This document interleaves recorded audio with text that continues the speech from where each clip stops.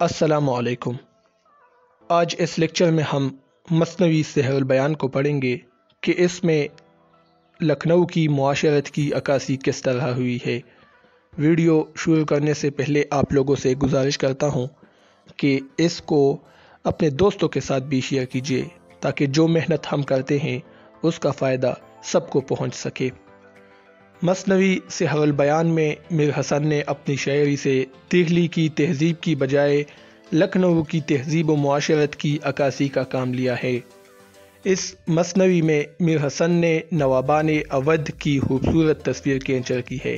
اودھ اور لکھنؤ، دیکھیں اودھ ایک صوبہ تھا اور لکھنؤ ایک شہر تھا۔ جس طرح کے خیبر پختونخوا ہے اور اس کے اندر مختلف شہر ہیں، پشاور، نوشہرہ ہے، تو اسی طرح اودھ ایک صوبہ تھا اور اس کے اندر لکھنؤ اور فیض آباد یہ تمام شہر ہیں۔ تو اس مثنوی میں میر حسن نے نوابان اودھ کی خوبصورت تصویر کینچر کی ہے۔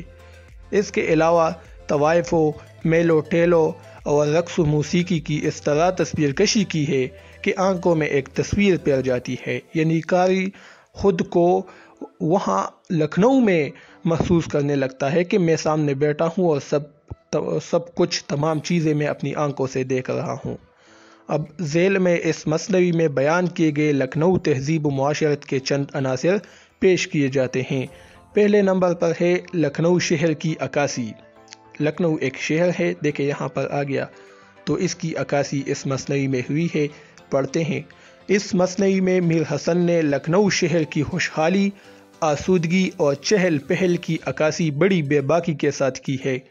تاریخ نگاروں یعنی تاریخ لکھنے والوں کے ہاں قدیم لکھنؤ کی جو تصویر ملتی ہے وہ میر حسن کے مندرجہ ذیل اشعار سے جھلکتی ہے، یعنی تاریخ دانوں نے، لکھنؤ کی تاریخ لکھنے والوں نے جو تاریخ لکھی ہے وہ چیزیں میر حسن کے مندرجہ ذیل اشعار سے جھلکتی ہے کہ رعیت تھی آسودہ و بے خطر، نہ غم مفلسی کا نہ چوری کا ڈر۔ دیکھیں یہ اس شہر کی عکاسی کر رہے ہیں کہ وہاں پر چوری کا ڈر نہیں تھا، عوام آسودہ اور خوشحال تھے، تو اس شہر کی عکاسی ان اشعار میں ہو رہی ہے کہ رعیت تھی آسودہ و بے خطر، نہ غم مفلسی کا نہ چوری کا ڈر، لگے تھے ہر جا پہ وہاں سنگ و ہشت، ہر ایک کوچہ اس کا تھا رش کے بہشت۔ عجب شہر تھا اس کے مین و سواد، کہ قدرت خدا کی آتی تھی یاد، زمین سب سبز و سیراب عالم تمام، نظر کو تراوٹ وہاں صبح و شام۔ تو ان اشعار میں آپ دیکھ سکتے ہیں کہ کس طرح انہوں نے لکھنؤ شہر کی عکاسی کی ہے کہ وہاں پر ہر جا پر سنگ و خشت یعنی پتھر اور اینٹیں وغیرہ لگی تھی، یعنی پکے مقامات تھے، اور ہر کوچہ بالکل جنت کا نظارہ پیش کر رہا تھا۔ وہاں لکھنؤ شہر کو دیکھ کر اللہ تعالیٰ کی قدرت یاد آ جاتی ہے۔ تو یہ تمام چیزیں انہوں نے ان اشعار میں بیان کی ہے مبالغے کے ساتھ۔ پھر ہے لکھنؤ کی خواص اور مخریاں۔ یہ خواصیں اور مخریاں کہتے ہیں لونڈیوں کو، غلام جس کو ہم کہتے ہیں، جو کہ گھروں میں رہتے ہیں، مامائیں جو گھر کا کام کرتی ہے، تو اس کی عکاسی بھی اس مثنوی میں ہوئی ہے۔ اودھ کے نوابوں نے خواصوں اور لونڈیوں کے خوبصورت نام رکھے ہوئے تھے، اگرچہ ان کا اصل نام کچھ اور ہوتا، یعنی اس کا مطلب یہ ہے کہ لونڈی کا اصل نام کچھ اور ہوتا، لیکن وہاں کے نوابوں نے اس کو اپنے نام دیے تھے۔ میر حسن نے ان خواصوں اور ان کے لباس و عیش و عشرت کا تذکرہ بھی اس مثنوی میں کیا ہے۔ کس کا؟ اس لونڈیوں کا، ان خواصوں کا، ان ماماؤں کا۔ وہ لکھتے ہیں کہ خواصوں کا اور لونڈیوں کا ہجوم، محل کی وہ چہلے و عشرت کی دھوم، تکلف کے پہنے پہنی سب لباس، رہیں رات دن شاہزادے کے پاس، کنیزان ماہرو کی ہر طرف ریل، چنبیلی کوئی اور کوئی رائے بیل، کوئی کیتکی اور کوئی گلاب، کوئی ماہرتن اور کوئی ماہتاب۔ تو آپ یہاں پر دیکھیں نا، چنبیلی، رائے بیل، کیتکی، گلاب، ماہرتن، یہ ان کے لونڈیوں کے نام ہیں، اور ان کے اصل نام کچھ اور ہوتے، لیکن وہاں کے نوابین وہ ان لونڈیوں کو ان ناموں سے پکارتے تھے، کیتکی، رائے بیل، گلاب، چنبیلی۔ تو آپ دیکھ سکتے ہیں نا، وہ تمام عکاسی میر حسن نے ان اشعار میں کی ہے۔ پھر ہے طوائفوں کا ذکر۔ طوائف، جب لکھنؤ کی بات ہو تو طوائف کا ذکر ہمیشہ ضرور آئے گا۔ لکھنؤ کا معاشرہ طوائفوں کے وجود کی وجہ سے کافی مشہور تھا۔ हर तरफ तवाइफ का बोल बाला था।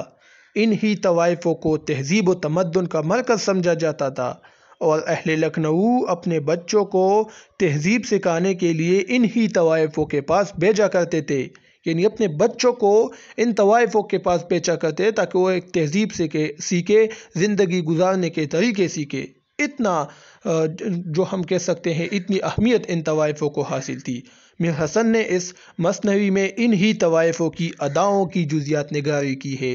जुज़ियात निगारी मतलब एक एक चीज़ को इन्होंने बयान की है, बहुत तफसील के साथ इन्होंने इन तवाइफों का ज़िक्र इस मसनवी में किया है। वो कहते हैं कि वो बाले चमकते हुए कान में, बाले जो एक ज़ेवर है जो औरतें कान में यहाँ डालती है और उसका जिक्र हो रहा है। वो बाले चमकते हुए कान में, पड़कना ओ नथने का हर आन में, वो उठी हुई चेन पेशवाज की, ओ सुखी हुई चूली अंदाज की, ओ हिंदी का आलम ओ तोड़े चढ़े, ओ पाँव में सोने के दो दो कड़े, चली वहाँ से दामन उठाती हुई, कड़े को कड़े से बजाती हुई।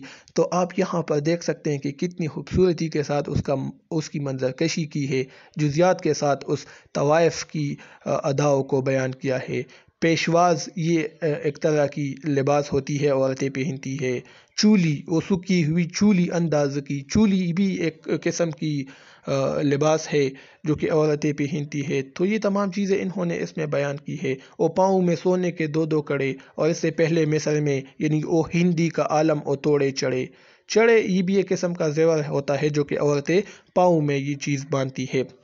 तो तवाइफों का जिक्र आप लोगों ने देख लिया कि कितनी खूबसूरती के साथ मीर हसन ने किया है। लिबास व सामान व आराइश, इन अशआर की मुश्किल अल्फाज की तशरीह में इसलिए करता हूँ ताकि याद करने में फिर आपको आसानी हो, अशआर को याद करने में आप लोग को फिर कोई मुश्किल ना हो, तो इसी वजह से मैं इसकी वजाहत करता हूँ। लिबास व सामान आराइश, अब इसको देखते हैं। ये एक अगला हेडिंग है।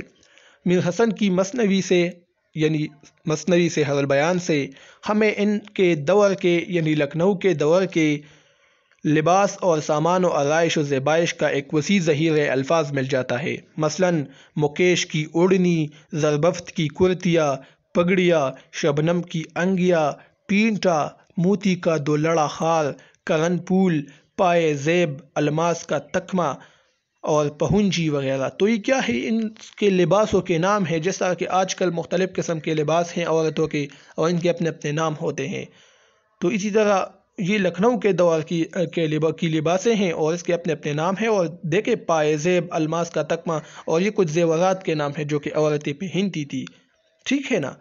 तो इन तमाम का जिक्र भी इस मसनवी में मौजूद है। अगला है शादी ब्याह की रसूमात। इन तमाम के अलावा यानी जो हमने पढ़ लिए, तो इन तमाम के अलावा मीर हसन ने लखनऊ के शाही जुलूसों और शादी ब्याह की रसूमातों का तज़किरा भी इस मसनवी में किया है। शादी के मौका पर शहनाई की धुन बजना, बाजे बजना, आतिशबाजियाँ, गालियाँ गाना, ये वहाँ गालियाँ गाना शादियों में ये उनकी एक रस्म थी। फूलों की चड़ियों से एक दूसरे को मारना, अलगरज शादी ब्याह की तमाम रसूमात का जिक्र तफसील से इस मसनवी में मौजूद है।